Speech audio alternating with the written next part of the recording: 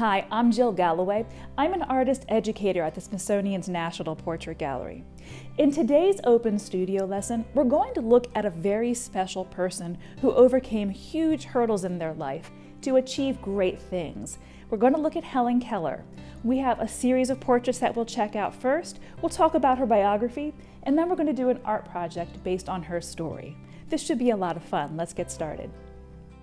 At the age of 2 years old, Helen Keller was stricken with illness that left her blind and deaf. Annie Sullivan became Helen's teacher and stayed with her as a friend and support for the next 49 years until Sullivan's death. The first thing Annie taught Helen was how to spell words with her fingers. They started with the word doll, but the first word Helen learns and understands is water. This would be the beginning of many more word discoveries. At the age of 10, Helen began speech classes. She would work on her speech for 25 years to learn to speak so that others could understand her. In this portrait, we see her smelling roses. Later in life, when she began public speaking, roses would often be placed on the podium so she could find her way there by the sense of smell. Helen attended college with Anne Sullivan by her side, and she graduated at the top of her class. Helen Keller overcame the adversity of being blind and deaf to become one of the 21st century's leading humanitarians and a co-founder of the American Civil Liberties Union. For today's art project, we're going to be making a portrait in multimedia, meaning lots of different kinds of objects used to make the portrait.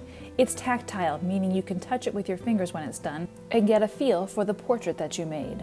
The supplies you'll need for today's lesson include anything you can find in your drawer that you can glue down to use as part of textures. Buttons, yarn, dried flowers, glitter, or seashells all would work. You'll also need some white paper, some glue, and a pencil and an eraser. To start, you'll just draw a very simple, quick portrait. It doesn't have to be anything detailed. Keep it very simple because you'll be filling it with different kinds of objects.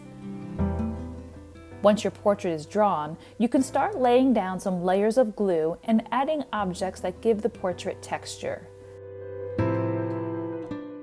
Once your glue is dry, you can run your hand over top of your portrait to see if you can identify all the parts. If you'd like to take a closer look at any of the portraits you saw in today's program, you can just go to our website at www.mpg.edu. Under Portrait Search, type in Helen Keller, and you'll see the entire collection there. Okay, thanks again for joining me, and we'll see you next time.